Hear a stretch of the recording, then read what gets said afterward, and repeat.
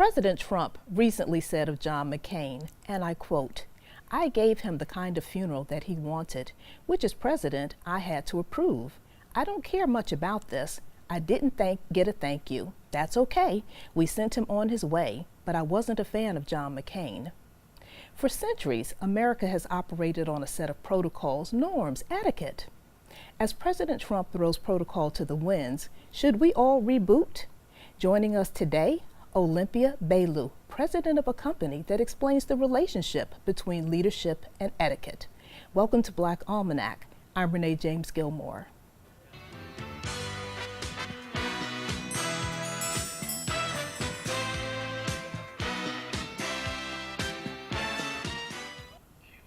Good morning, Suncoast. We are welcoming today to Black Almanac Olympia Baylou, who is the president and founder of Blooming Impressions.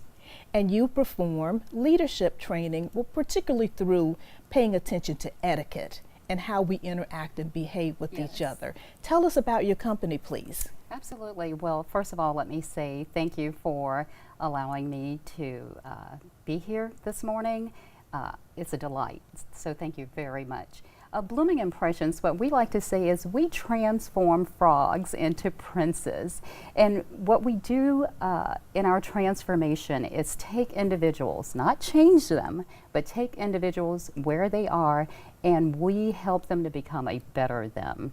I like that, a better them. Yes, absolutely. You know, the reason that I bring up the president's comments about John McCain is that when I watched that, I thought to myself, if that was my household, I would get such a smackdown to be talking about people, because there is most definitely a set of protocols that anyone, I would dare say, over the age of 35 has kind of been brought up with in this country. And I know that in our household, one of the things that you never would do, and you certainly learned this at an early age, is you don't speak badly of people who have passed. Now, this is not commentary on the president. It's more a commentary on where are we going, and do we all need to change in terms of how we are behaving with one another, because the environment is certainly changing. It's different. We talk about people in ways that we haven't spoken of before. We behave in terms of what in our household we used to call, "You're acting like you don't have home training," and it was completely unacceptable.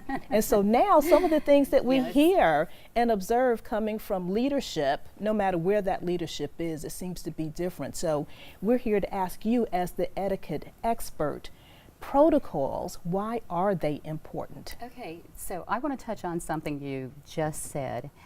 You're acting like you do not have any home training. Well, guess what? There's a lot of people who do not have any home training.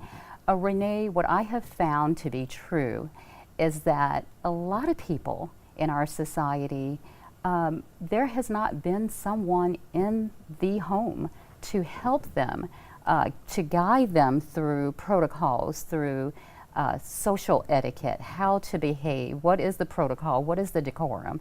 So, and even at very high levels, when we think about corporate America, some of the companies, the behaviors that we've seen highlighted on the television, and you might wonder, where is this coming from? Why is this person misbehaving? And so I think we tend to assume that someone, somewhere in time, that this person should have known better. But I have found that people are not getting those, that education at home. And so this is why, and so I'll go ahead and lead right on into why Blooming Impressions is so important. Every application that I have applied for with a job, that first line mentions what we call soft skills in the workplace, communication, interpersonal skills. And it's expected for individuals to show up with those skills when they arrive, when they start applying.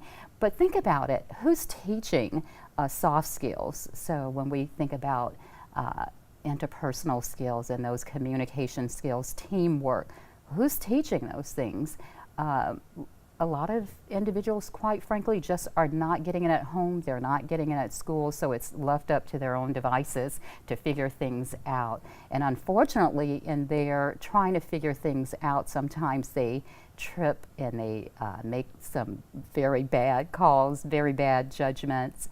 And so this is what we're dealing with right now in our society. So we say sometimes, when you know better, you do better. We hope so, that individuals would practice what they have learned.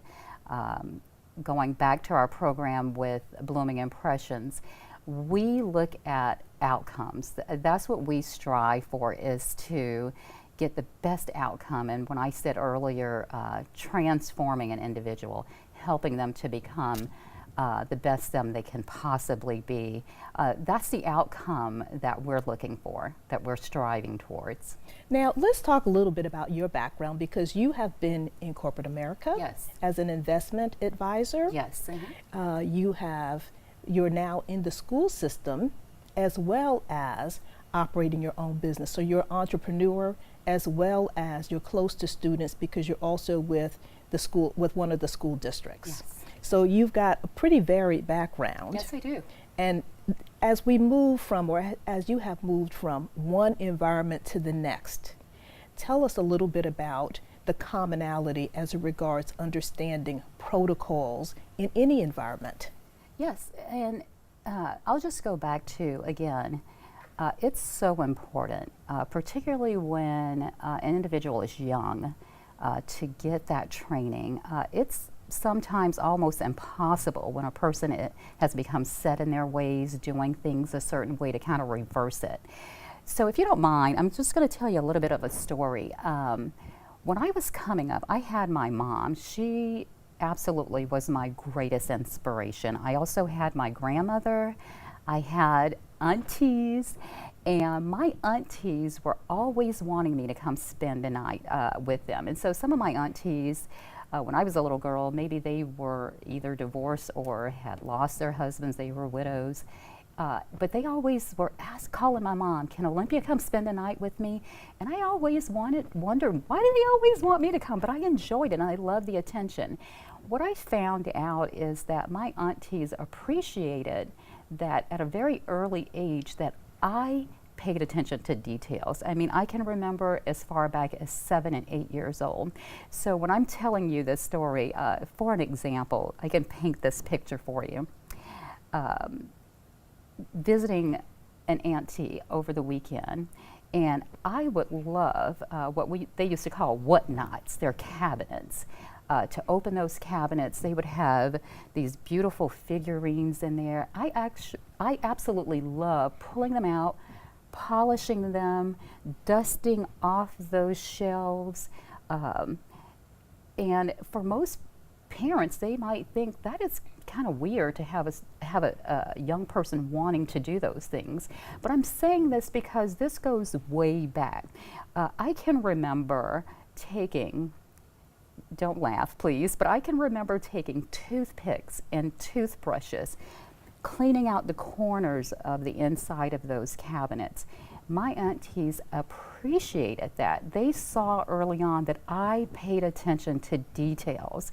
So where one young person might come in and just kind of do a quick wipe and say, "I'm done," I would sit there and carefully take each one of those figurines out and place them so I remember where it goes back into that cabinet. And so these things didn't just come to me. My mom taught me that when you do something, do it with a level of quality that people will appreciate it. Even if it's dusting out of a cabinet, do it with a level of quality. And that's what I believe is missing in so many homes right now. We all know that a lot of the homes, there's a single parent, and maybe a single parent that is working very hard, and the children in that household might not be getting that special attention, might not have someone who is explaining to them, "You know what? When you clean that cabinet out, go up in the corner there where that dust tends to accumulate and clean it out."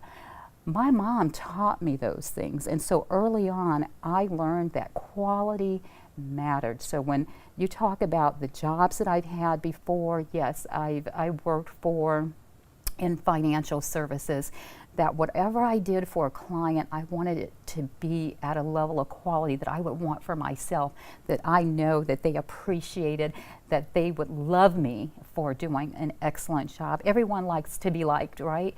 I always thought, I want to take this beyond their expectations. And so again, that just didn't come to me. My mom taught me those skills. Those are the same skills that we're trying to instill in our youth at Blooming Impressions. And you work with youth ages? So through Blooming Impressions, 13 to 19, I teach at a middle school, so I teach 7th graders. So most of them are 12 or 13, so it's pretty much that same demographic. And when we talk about protocols and how we interact with people, how we operate in a civil society, that home training, if you will, Yes. and the kind of training that that they get at Blooming Impressions has everything to do with relationship building, as I hear you speaking, Yes. communications. Absolutely. And so when you may talk about fine-tuning or very much dusting in the corners Yes. of the china cabinet, Yeah. it translates into when you're absolutely in the does. workplace, It paying absolutely attention does. to detail. It And certainly absolutely being in does. financial services, being in any one of the STEM or STEAM programs, meaning technology, science, Yes. even art, there's a level of attention to detail that if you want to be Yes. hugely successful, Yes. you've got to be on it. Yes, absolutely. Renee, on the Blooming Impressions website, there is a quote by Serena Williams that I absolutely love. I love the quote because Serena Williams said, "I have always seen myself winning, achieving. I always feel like I'm going to be on top." And I'm thinking, where did this come from? That a person would always feel that they're going to beat their opponent. Even if that isn't the outcome, she still feels it. And it's important, in starting at a very young age, that young people see themselves, that they can envision themselves achieving. Again, working with young people at Blooming Impressions and also in middle school, what I have found is there are a lot of young people who have not accomplished many things.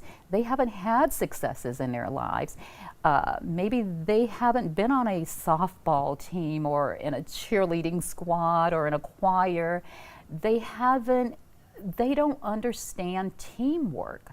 And so in a lot of those cases also, they do not have someone at home following up, supporting them, that when they did a really good job, that was their cheerleader in their corner.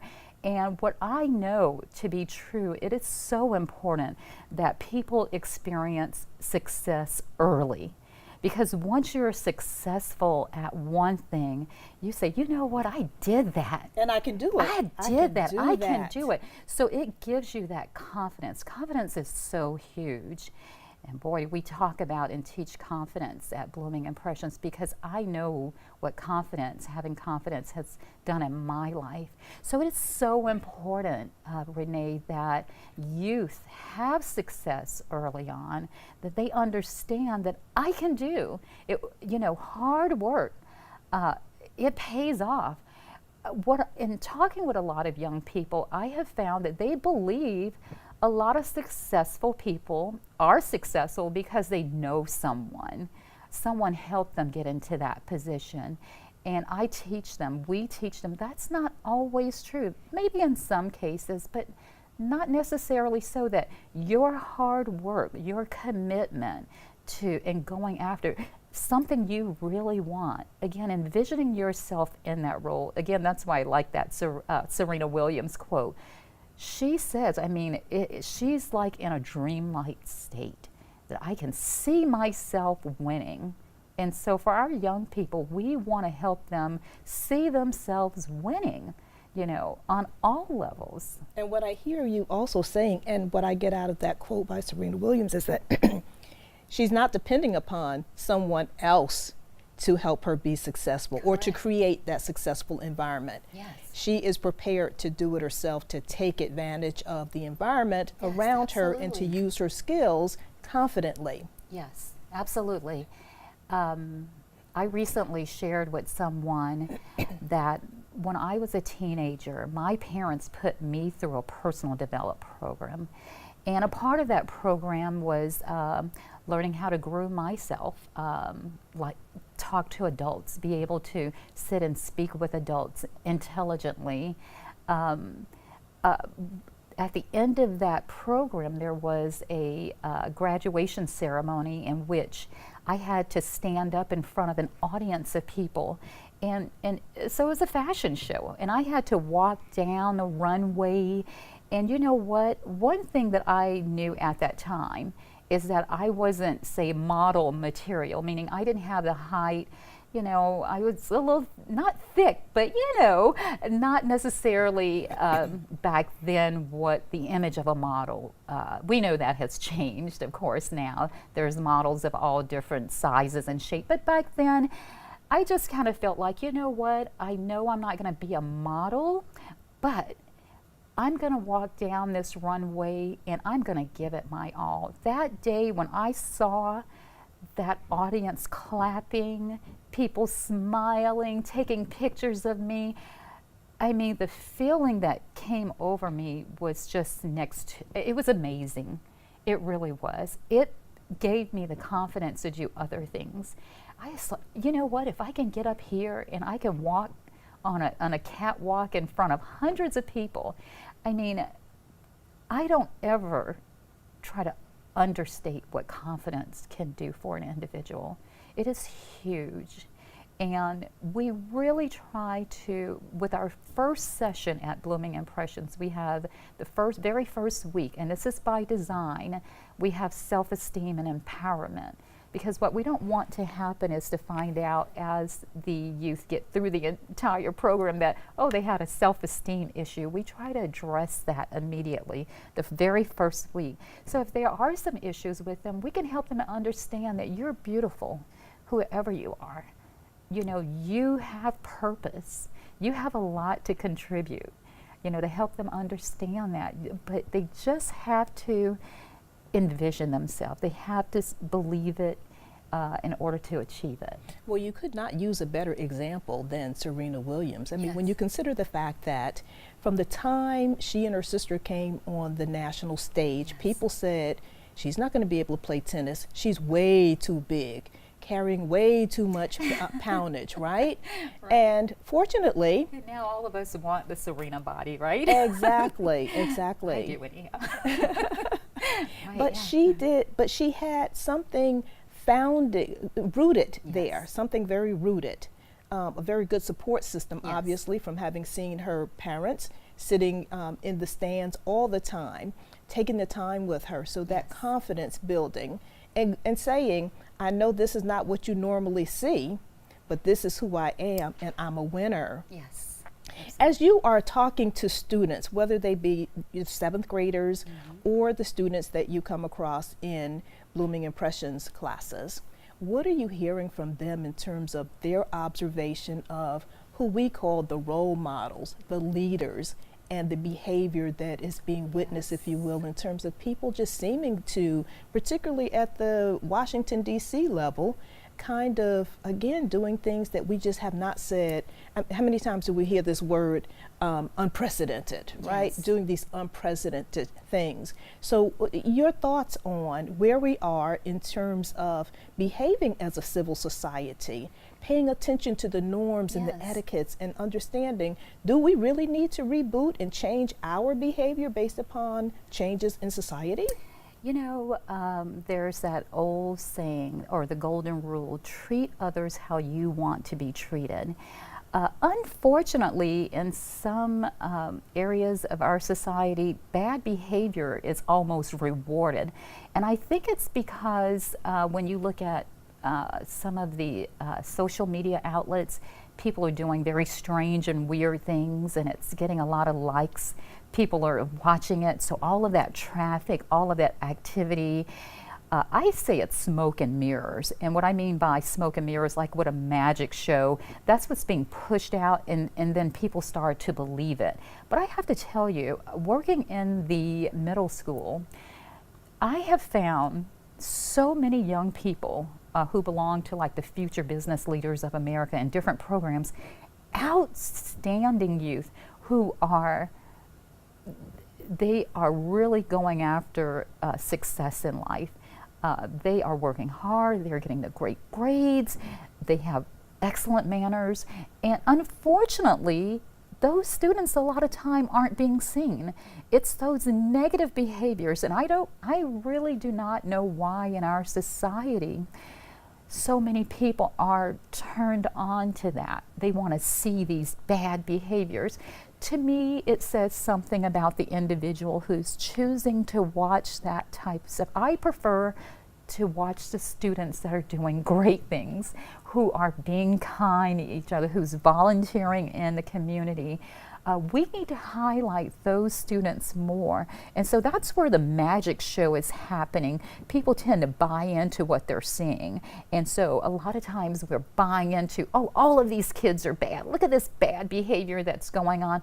But I witness every day that I'm at school in Blooming Impressions, kids doing outstanding, I mean, wonderful.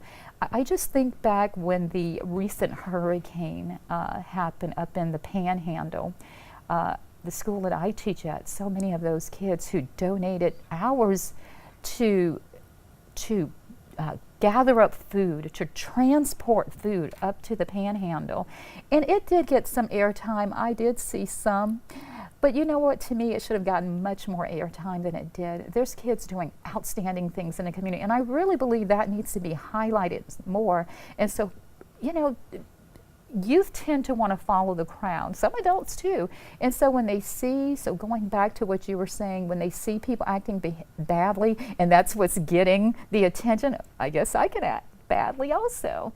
But what they need to see are role models, not just from adults, but from other youth. They need to see other youth doing these great things, and it will make them want to participate in those things also. You work quite a bit with churches, sororities, Yes. fraternities, organizations that are supporting and preparing young people. Yes.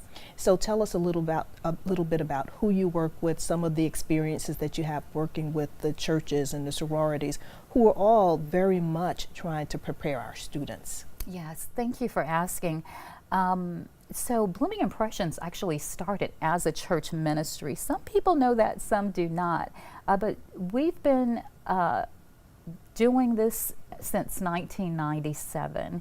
And again, the churches is where it started, but there are so many fraternities and sororities and various organizations here in Sarasota and Manatee County that work with youth.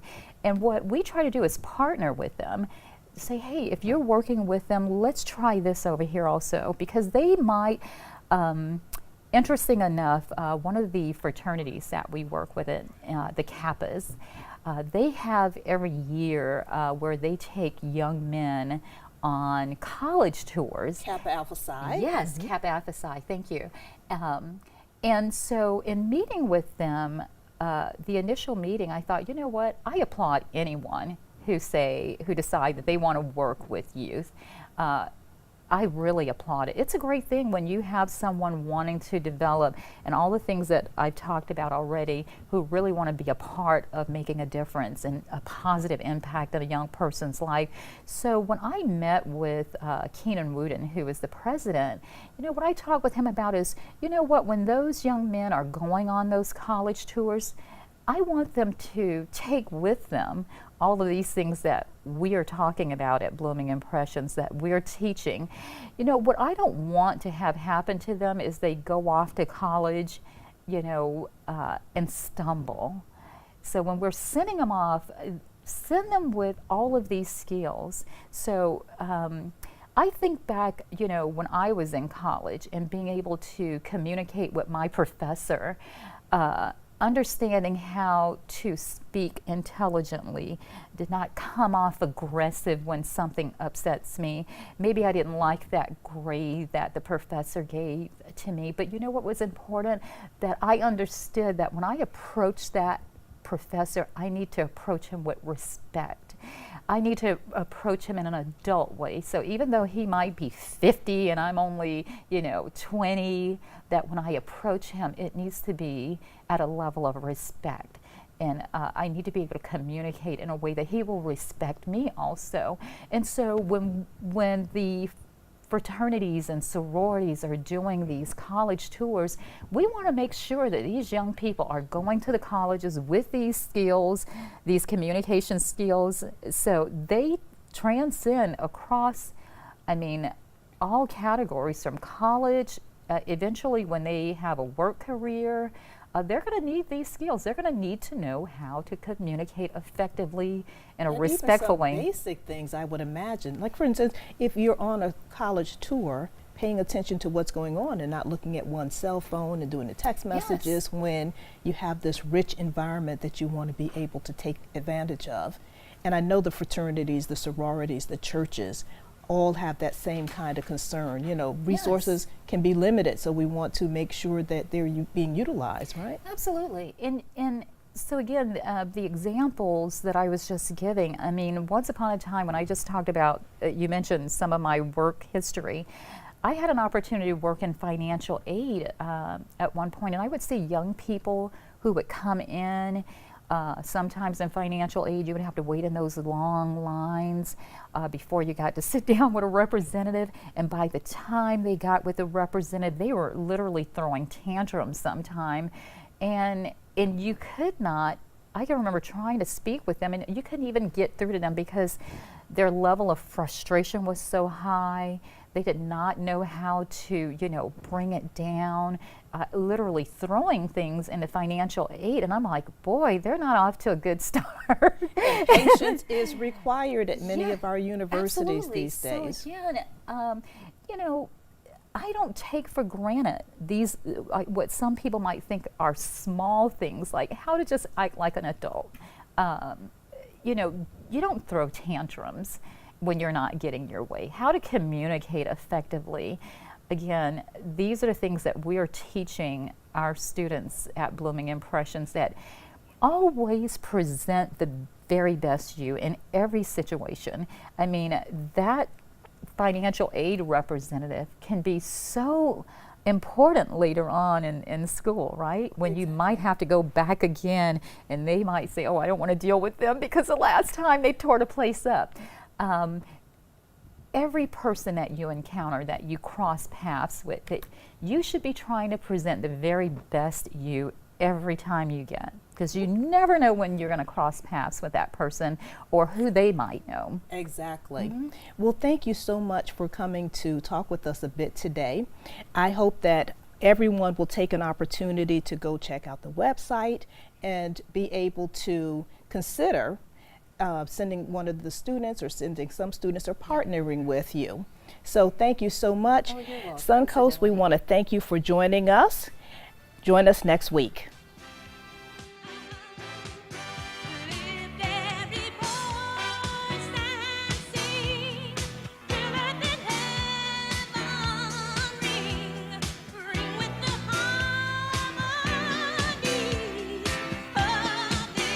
Sometimes life is wonderful, and sometimes it's not. Cherish the good, but always be prepared for life's challenges. At Private Healthcare, we provide the peace of mind you deserve. With private healthcare, you'll get the coverage you want and healthcare you need. If your employer doesn't supply healthcare coverage and you don't qualify for Medicare or Medicaid, you need to give us a call right now. Private healthcare is private health insurance for ages 65 and under with medical, dental, vision, and even prescription coverage. When life comes at you unexpectedly, you need to be ready, and health insurance is your financial safety net. Health insurance has never been so easy and affordable. If you're looking for health coverage at the best price and your annual household income is $35,000 or more, call the number on the screen now and speak with a live healthcare consultant. Don't wait. Get the coverage you need now. Keep up with the Suncoast. Watch your favorite ABC7 shows on your